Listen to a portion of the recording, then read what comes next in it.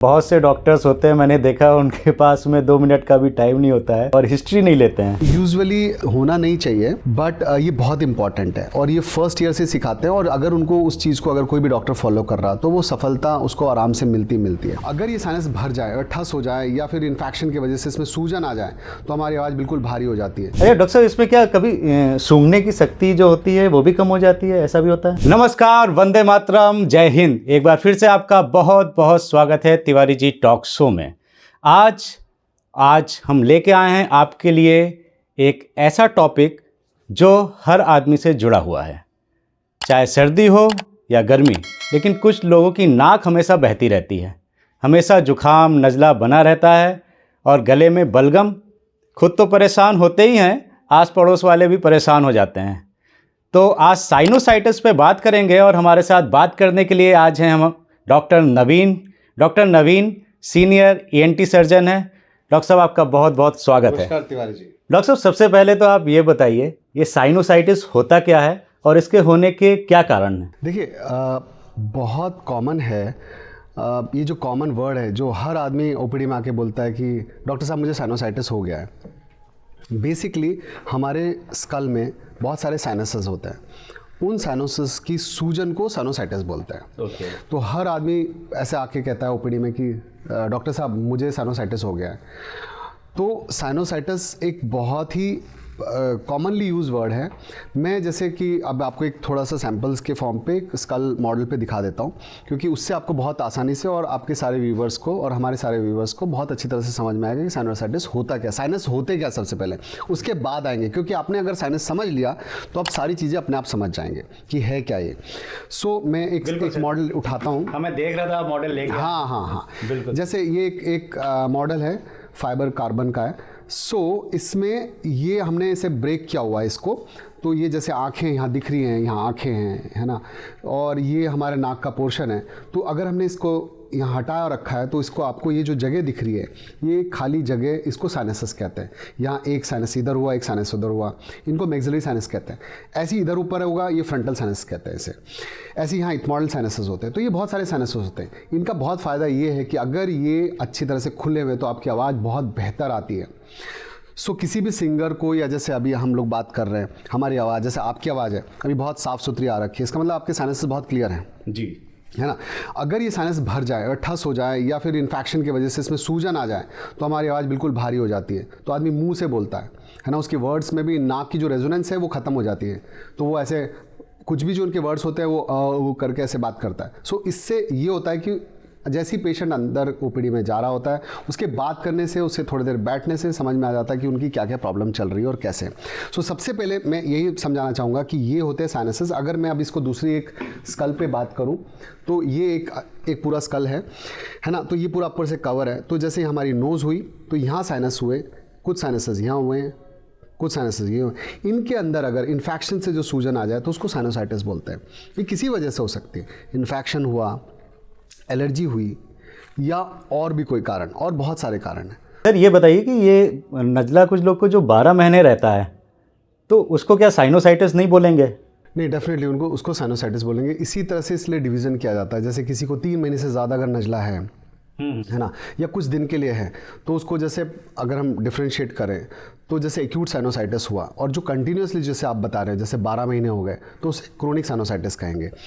Chronic sinusitis के बहुत सारे रीज़न हो सकते हैं, जैसे कि उसकी एनाटॉमिकल वेरिएशन है। मान लीजिए किसी के साइनसेस में उसकी नाक का जो सेप्टम है, जो पर्दा जिसे बोलते हैं, अगर वो टेढ़ा मेढ़ा है, एस शेप्ड है, या उसके साइनसेस ब्लॉक हैं, या उनकी जो ओपनिंग है वो अच्छी तरह से नहीं है, या एनाटॉमी की और बहुत सारी वेरिएशन है, तो उनकी नाक हमेशा ठसी रहती है। जिस तरह से अगर कोई घर में कोई निकास है नाली का, और उसमें अगर पाइप टेढ़ा है या कुछ गड़बड़ होती है या उसमें कुछ रुकावट आ जाती है, या जब कोई जिसने नाली का पाइप डाला है अगर वो थोड़ा कुछ बनावट में टेढ़ा मेढ़ा होता है तो सब कलेक्शन होता रहेगा और पूरा जो घर है वो सीलता रहेगा। इसी तरह से यहाँ पर भी है।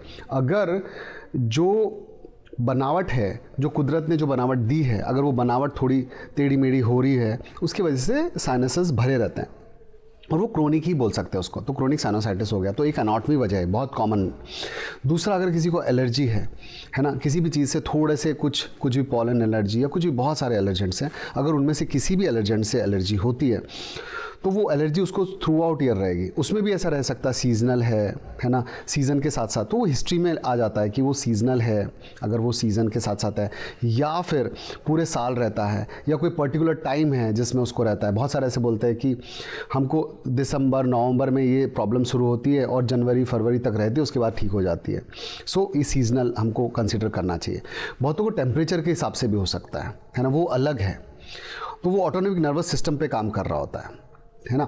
तो उसमें जैसे बहुत सारे ऐसे बोलते हैं हमने कोई ठंडी वस्तु ली या कुछ भी चीज़ ऐसे ली, तो जैसी टूथपेस्ट लिया और टूथपेस्ट में जैसे बहुत बार मिंट डला रहता है, वो मिंट का जैसे ही टेस्ट जाता है या मिंट का असर आता है तो उनको छींकें शुरू हो जाती है और फिर नाक ठस हो जाती है या नाक बिल्कुल बंद हो जाती है, तो पूरा सिस्टम एग्रीवेट हो जाता है ना, जिससे नाक में कलेक्शंस और ये सब होते हैं, तो उनको थ्रू आउट साल में ऐसे रहता है। तो इसमें सबसे इम्पॉर्टेंट है जो भी डॉक्टर के पास जाएं और उनको प्रॉपर हिस्ट्री दें।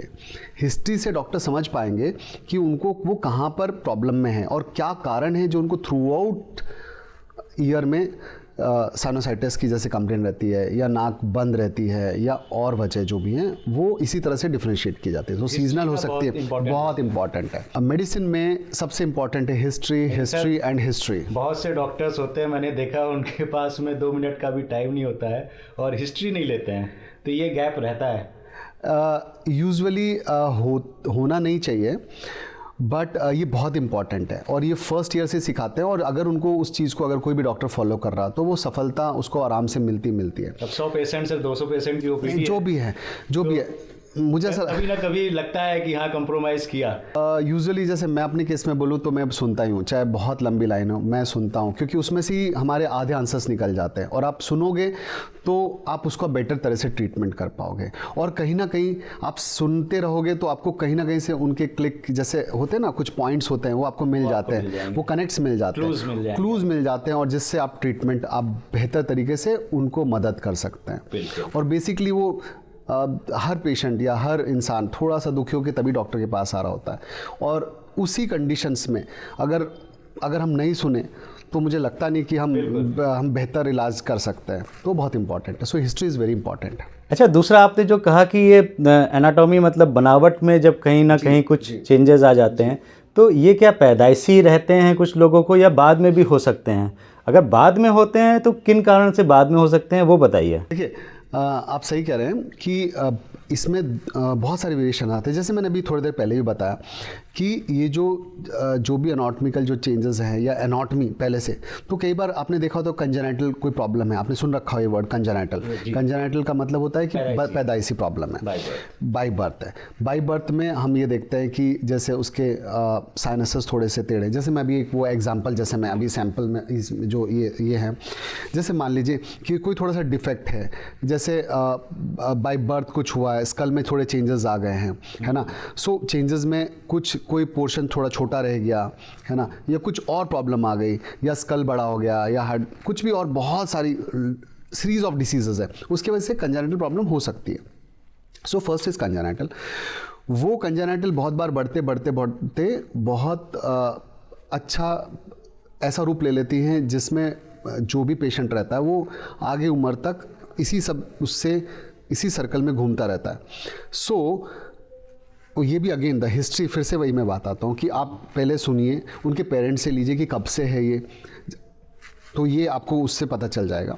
फिर कुछ जैसे अभी आपने कहा कि जैसे आप हमेशा हम लोग देखते हैं कि 15, 16, 17 ये एक ऐसी एज होती है जहाँ पर सारे हार्मोन्स गश कर रहे होते हैं। सो हार्मोनल चेंजेस होते रहते हैं।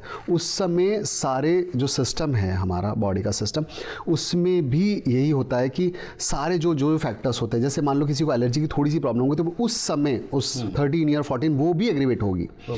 सो आप जब हिस्ट्री हम लेंगे तो पक्की, जैसे मैं आज ही का एक एग्जाम्पल देता हूँ, जैसे आज की ओपीडी में भी बच्चा बोलता है कि मेरे 4-5 साल से प्रॉब्लम है। आप हिस्ट्री में जैसे आप उसके इस पे शीट पे देखोगे 19 साल का लड़का है, मतलब वही बात हो गई, 4 साल पहले मतलब वही 12-13, तो वो हिस्ट्री से कोलेट हो ही जाता है कि छींकों की शुरुआत अगर हो रही है या एलर्जी की जो शुरुआत हो रही है, वो this is common the age, आप लड़के हों या लड़कियाँ हों, सब में ऐसे ही होता है।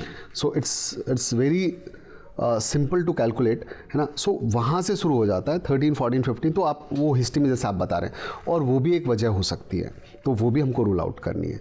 सो ऐसी जैसे जैसे एज बढ़ती जाती है, जैसे मैंने कहा कि स्कल का जो ढांचा है वो चेंज होने लग जाता है। तो जब वो चेंज होता है तो उसके साथ साथ जैसे जो हमारा मैंडिबल है, ये जो जबाड़ा जिसे बोलते हैं, वो छोटा होता चला जाएगा ना, दांत गायब हो जाते हैं, है ना, मुंह का जैसे मैक्सिला वाला पोर्शन है वो भी थोड़ा छोटा होता जाएगा। सो कैल्शियम कम होता चला जाता है, तो उससे बोन का जो एक स्टाउट और जो ऐसे हैवी जो स्कल रहता है वो बहुत ही, वो उसकी जो बनावट है वो थोड़ी सी हल्की होती चली जाती है। उसके साथ साथ जो सेप्टम है, बाकी सब चीज़ें हैं, उसमें भी चेंजेस आने लग जाते हैं। अच्छा, एक चीज़ और बताइए सर, जैसे जुकाम होता है तो हम लोग बच्चों को अवॉइड करते हैं कि इसको भी ना लग जाए, तो क्या ये जो साइनस की प्रॉब्लम है जिसको साइनोसाइटिस कहते हैं, ये कंटेजियस होता है, फैल सकता है दूसरों को? देखिए, आपने बहुत अच्छा सवाल किया। इसमें बेसिकली यही है कि अगर एलर्जी वाला साइनोसाइटिस है, अगर हम एलर्जी कॉज बता रहे हैं, है ना, तो वो डेफिनेटली वो दूसरे को नहीं लगेगा। बट बहुत बार कॉमन होता है, जैसे सीजनल है, या बहुत बार ऐसा होता है कि सीजनल भी छोड़िए, इनके भी बैक्टीरिया रहते हैं। बैक्टीरिया इस सीज़न में ज़्यादा ग्रो कर रहा है, उस सीज़न में दूसरा वाला बैक्टीरिया ग्रो कर रहा है, तीसरा सीज़न में चौथा वाला बैक्टीरिया ग्रो कर रहा है। बीइंग अ प्रैक्टिशनर आपको पता रहता है कि यार ये इस समय ये वाला लग रहा है, इस समय एटिपिकल बैक्टीरिया ज़्यादा हिट कर रहे हैं, इस समय दूसरे वाले बैक्टीरिया हिट कर रहे हैं, है ना। सो बीइंग आप प्रैक्टिस में रहते हो तो आपको पता रहता है कि यार इस समय ये प्रॉब्लम आ रही है, और वो आपको हर पेशेंट उसी तरह से बताता रहेगा। डेफिनेटली वो ऐसा समय होता है जब हम ये कह सकते हैं कि ये बीमारी कंटेजियस है। ये वायरल भी हो सकता है, ये बैक्टीरियल भी हो सकता है। जैसे बीच में आपने देखा था, जैसे एक सिंपल एग्जांपल है, कोविड है, तो वो डेफिनेटली वो फैल रहा था, बचाना चाहिए। हाँ, डेफिनेटली बचाना चाहिए। पर अगर आपको पता है ये सिर्फ छींके हैं या कुछ सिंपल है ना, तो उसको वो कंटेजियस नहीं होता। बट हाँ, अगर इन्फेक्शस है, चाहे वो किसी भी वजह का, वो डेफिनेटली कंटेजियस होगा। दूसरा सर, आपने नाम लिया एलर्जी। अब किसी को किस चीज़ से एलर्जी है, ये कैसे पता किया जा सकता है? इसका कोई सर है, टेस्ट होता है कुछ? हाँ, इसके बहुत सारे टेस्ट होते हैं। जैसे हमारे यहाँ पर इंडिया में पटेल चेस्ट इंस्टीट्यूट है, जहाँ पर ये एलर्जी के टेस्ट किए जाते हैं और सिखाए भी जाते हैं, बीइंग अ डॉक्टर सबको। सो वहाँ पर सिखाए भी जाते हैं और टेस्ट किए भी जाते हैं। वहाँ से सीखने के बाद ही जो प्रैक्टिशनर्स होते हैं वो बहुत जगह जगह जाके प्रैक्टिस कर रहे होते हैं। सो जो एलर्जिक टेस्ट है, पिक टेस्ट होता है, जिसमें हाथ में बहुत सारी सुइयों के साथ साथ जो एलर्जेंट्स होते हैं उनकी टेस्टिंग होती है, और हमें पता लगता है कि इससे एलर्जेंट से ये इतना बड़ा व्हील बन रहा है। तो उससे पता चल जाता है, जैसे मान लीजिए किसी को पॉलन से हो रहा है, किसी को इंसेक्ट से हो रहा है, किसी को वीड से हो रहा है, तो ऐसे बहुत सारी चीज़ें होती हैं। ये वहाँ तो है ही, पर जहाँ से वहाँ से ट्रेनिंग लेके जो भी डॉक्टर्स प्रैक्टिस कर रहे होते हैं, जैसे मैं भी वहाँ से ट्रेंड हूँ।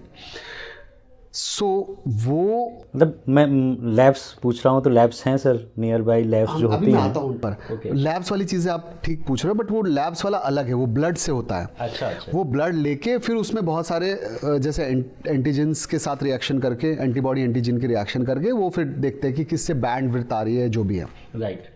ठीक है, वो ब्लड से, वो सारे कॉर्पोरेट, बहुत सारे कॉर्पोरेट हॉस्पिटल्स में, इन सब में है ये वाली सुविधा। बट ये वाला जो टेस्ट है, इसका सेटअप के लिए डेफिनेटली बहुत सारे डॉक्टर्स भी हैं जो बाहर प्रैक्टिस कर रहे हैं, और वो इन किट के साथ हैं, और वो किट के साथ वो टेस्ट किए जाते हैं, और ये डिसाइड हो जाता है कि ये इन चीज़ों से हमको एलर्जी है। अच्छा, फिर से आपका शायद एक क्वेश्चन इस तरह से भी हो सकता है, तो अगर हमें पता चला उसके बाद क्या, इन सब एक्सरसाइज करने के बाद अगर पता चल गया कि तो इस एक्सरसाइज में करना क्या है, ये भी एक बहुत इम्पॉर्टेंट बात है।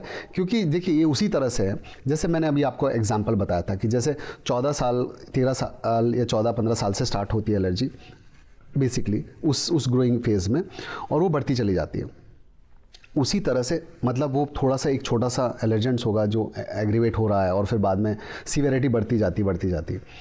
इसी तरह से इस टेस्ट का करने का ये फ़ायदा होता है कि जब हमने टेस्ट किया और हमें पता चल गया ये मेरे को 3 एलर्जेंट है जो मुझे बहुत दिक्कत कर रहा है, ऐसे केसेस में हम फिर क्या करते हैं, हम उन एलर्जेंट्स के लिए, जैसे जो एलर्जेंट्स हैं उनके अगेंस्ट हम जैसे एंटीबॉडी डेवलप करवानी होती है हमको। सो दैट ये वैसा ही है, जैसे मान लीजिए किसी को एक सांप से बहुत डर लगता है, मतलब सांप या किसी भी चीज़ से, है ना। मान लीजिए एक सिंपल एग्जांपल लेते हैं कि सांप से बहुत प्रॉब्लम आती है, सांप को देखते उसको एंग्जाइटी आ जाती है, इवन कुछ यहाँ तक कि ऐसी भी हालत हो जाती है कि उसको अगर टीवी में देखा तो उसे बहुत अजीब सा फीलिंग आती है। ऐसे बहुत सारे वो, और बहुत ज़्यादा मतलब वो एक वैसा लेवल हो गया कि वो अगर हम बात करें कि इतनी ज़्यादा टॉक्सिसिटी होने लगी एक चीज़ को देखकर, या उसी उतनी तरह से उससे एलर्जी जैसे हो रही है, यार उसको मुझे देखना ही नहीं है।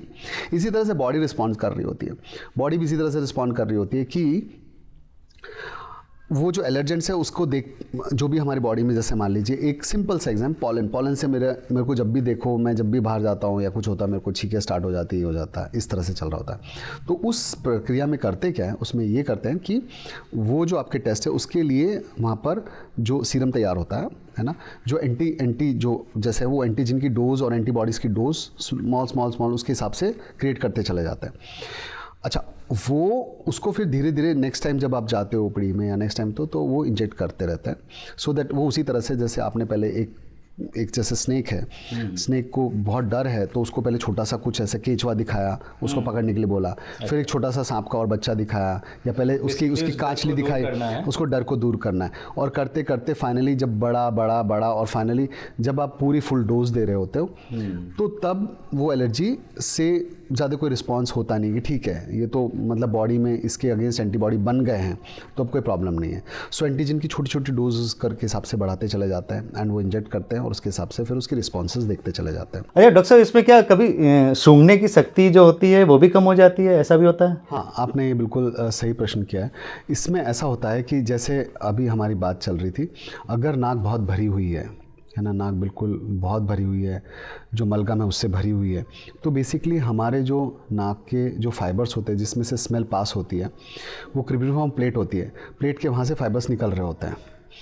सो उन फाइबर्स वो अगर ब्लॉक हो रहे हैं या थोड़ा सा उनकी उधर से सिक्रेशंस बढ़ रहे हैं तो डेफिनेटली सूंघने की शक्ति कम हो जाएगी। और कुछ पेशेंट्स ये कंप्लेंट करते हैं कि उनके हमेशा बलगम आता है ऊपर की तरफ से, जिसको पोस्ट नेजल ड्रॉप भी बोलते हैं, तो उसका साइनोसाइटिस से रिलेशन होता है क्या सर? हाँ, उसको जैसे आपने कहा उसको पीएनडी बोलते हैं हम लोग, और इवन फाइंडिंग्स में भी लिख रहे होते हैं, मुंह खोल के देख रहे होते हैं, अगर पीछे है ना, तालू के पीछे अगर मलगम नीचे टपक रहा है तो वो पीएनडी हो गया है ना, डिस्चार्ज आ रहा है और वो भी भरा हुआ है ना, जैसे इन्फेक्शन है, अगर वो जैसे सिक्रेशन इन्फेक्टेड हो गए। साइनस में यूजुअली साइनस में सिक्रेशंस तो होते रहते हैं, पर अगर बैक्टीरिया से कंटामिनेटेड होके, जिस तरह का बैक्टीरिया उस तरह से वो उसको अपने हिसाब से उनको यूज़ करता है उस सिक्रेशन को, नॉर्मल सिक्रेशन को। सिक्रेशंस हमेशा हमारे इसमें रहते हैं, साइनसेस में भी सिक्रेशंस रहते हैं, उनका फ्लो होता है एक प्रॉपर पर्टिकुलर तरीके से है ना, उस तरह से वो घूमते हैं और फिर बाहर निकल जाते हैं। सो उसमें जो बैड सब कुछ चीज़ें होती हैं, जैसे सीलिया का मूवमेंट से वो सब नीचे निकलते रहते हैं। सो अगर कोई बैक्टीरिया से इन्फेक्शन हुआ वो सिक्रेशंस, तो उसी तरह से मलगम बन जाता है। जैसे जो अगर मान लीजिए कोई हरा बलगम हुआ या कुछ और तरह से रस्टी बलगम हो गया है ना, या और तरह से बहुत पीला मलगम हुआ, तो वो बैक्टीरिया के हिसाब से हो रहा है। तो वो आप देखते हो तो आपको पता चल जाता है कि ये इस तरह का मलगम है, तो ये उस तरह से उस तरफ जा रहा है। सो ये जो पीछे से जिसको आप बोल रहे हो वो जो गिर रहा है, तो जब बहुत ज़्यादा इन्फेक्टेड हो गया तो वो ऊपर से इसलिए नीचे गिरता रहता है, तो उसी को पीएनडी बोलते हैं। सर, मेरे कई मिलने वाले हैं जिन्हें साइनोसाइटिस की प्रॉब्लम थी, और उनमें से मुझे काफ़ी लोगों ने ये बोला कि एलोपैथिक ट्रीटमेंट कराते कराते वो परेशान हो गए, और 5-10 साल कराने के बाद फिर उन्होंने आयुर्वेदिक ट्रीटमेंट कराया। आयुर्वेदिक में एक सर जल नेति होती है, तो उस जल नेति से बहुत से पेशेंट को रिलीव हुआ। अब मुझे नहीं पता आप उसको सपोर्ट करेंगे कि नहीं, आपका क्या कहना है सर जल नीति में? देखिए, ये सबसे पहले तो मैं इसको बहुत क्लियर करता हूँ कि वो आयुर्वेद वाला ट्रीटमेंट नहीं है, वो प्राकृतिक चिकित्सा एक तरह से है ना, वो प्राकृतिक चिकित्सा। अब जैसे वही बात होगी कि आप ब्रश कर रहे हैं तो वो दातुन से कर रहे हैं कि नॉर्मल टूथपेस्ट से कर रहे हैं, है ना। सो वो टूथपेस्ट से कर रहे हैं या फिर दातुन से कर रहे हैं, सो वो हमको देखना होता है। सो इसी तरह से ये प्राकृतिक चिकित्सा है, ये उसी तरह से जैसे हम दांत क्लीन कर रहे हैं, ऐसी नोज़ क्लीन करने का एक मेथड है। ये बहुत पुराना मेथड है और मैं इसको सपोर्ट करता हूँ, क्योंकि आफ्टर सर्जरी भी जल नीति को हम नेजल डाउश बोलते हैं और उसको कराया जाता है, क्योंकि क्रस्टिंग्स बनती हैं सर्जरी के बाद, तो वो सिखाते हैं पेशेंट्स को, और ये एक बहुत अच्छी प्रक्रिया है और होनी चाहिए। और मैं बोलता हूँ कि हर घर में अगर हो सके तो उसको सिखाना चाहिए और प्रॉपर तरीके से सिखाना चाहिए। ये आपने अच्छा बताया। अब जल नीति पे मैं ज़रूर बनाऊंगा एक एपिसोड और आपको करना भी सिखाऊंगा। तो डॉक्टर साहब, लास्ट में हमें ये बताइए कि साइनोसाइटिस पेशेंट्स को डूज और डोंट, क्या करना चाहिए और किन किन बातों का ध्यान रखना चाहिए? देखिए तिवारी जी, अभी जो भी हमने बात की है उसमें से काफ़ी चीज़ डूज और डोंट्स निकल जाती है। जैसे अभी आपने बताया कि हमारी बात हो रही थी जल नीति की, जो आपने पूछी है। जल नीति में ये भी एक डूज है, ये एक अच्छी चीज़ है जो अगर हम सिखा रहे हैं अपने बच्चों को तो ये मदद करती है। ये बेसिकली क्या करती है, एक तरह से एक प्रिवेंशन कर रही होती है। जो एलर्जेंट्स नाक में बैठे रह रहे होते हैं उसकी म्यूकोसा पे चिपके रहते हैं, वो वॉश आउट हो जाएंगे और इट इज़ हेल्पिंग। सो ये करना चाहिए। और जिन भी चीज़ों से हमको एलर्जी है या जिन भी चीज़ों को हमको लगता है जिनको खाने पर, जैसे बहुत सारे ऐसे कहते हैं कि मुझे ये मीठा खाते मुझे छींक आती है, या मुझे पेस्ट करने से शुरुआत करने पर ही मुझे छींकें शुरू हो जाती हैं, या फिर मैं स्विमिंग पूल में जाता हूँ वहाँ पर मुझे जब भी मैं जैसे क्लोरीन वाटर में जाता हूँ तो मुझे प्रॉब्लम आ जाती है। सो ये लाइफस्टाइल मिस्टर एक्स को कुछ हो सकता है, मिस्टर वाई को कुछ हो सकता है, तो वो अपने अपने हिसाब से मॉडिफाइड कर लेना चाहिए कि इससे ऐसा होता है। तो मुझे डेफिनेटली अगर कुछ डूज मेरे लिए हैं या डोंट्स मेरे लिए हैं तो वो मिस्टर एक्स के लिए शायद वो डोंट्स नहीं है। सो वो अपने आप एक बार इवैल्यूएट करना चाहिए और हर इंसान को एक बार देख लेना चाहिए कि मुझे इन चीज़ों से प्रॉब्लम आ रही है तो मुझे वो नहीं करनी। फूड में भी बहुत बार ऐसा होता है, किसी को फूड से एलर्जी होती है, ये खाते ही कोई भी एक पर्टिकुलर फूड होता है, किसी को मैं जैसे बहुत सारे ऐसे एग्जांपल मिलते हैं, जैसे कोई पाइनएप्पल को बोलता है, कोई पपीते को लेके बोलता है, या किसी और कुछ और फ्रूट्स को लेके बोलते हैं। तो फ्रूट वाइज भी प्रॉब्लम आ सकती है। तो हो सकता है किसी को नहीं आती है और किसी को आती है, तो ये सब चीज़ों का ध्यान रखना चाहिए, है ना। और डेफिनेटली एक डॉक्टर कंसल्टेशन तो चाहिए, एक बार देख लो, है ना। कुछ प्रॉब्लम है तो उसका अगर वो इवैल्यूएट करा रहे हैं, अगर वो स्कैन के लिए बात कर रहे हैं तो डेफिनेटली वो एनाटॉमी जानना चाहते हैं आपकी, है ना, तो वो भी बिल्कुल आपकी तरफ से पॉजिटिव होना चाहिए कि ठीक है। सो जिस तरह से डॉक्टर टू डॉक्टर स्विच ना करके हम नेक्स्ट जांच करके क्या और हमें प्रॉब्लम आ रही है जिसके वजह से हमें ये बार बार साइनोसाइटिस हो रहा, उसको अगर ढूंढना है तो उसके लिए भी पॉजिटिव। तो अगर आज आपको ये एपिसोड पसंद आया हो तो तिवारी टॉक शो को जरूर सब्सक्राइब करिए, क्योंकि हम आपके लिए लेके आने वाले हैं ऐसे बहुत से एपिसोड जो आपको बहुत नॉलेज देने वाले हैं। तो अभी सब्सक्राइब करिए और तब तक अपनी सेहत का बहुत बहुत ध्यान रखिए।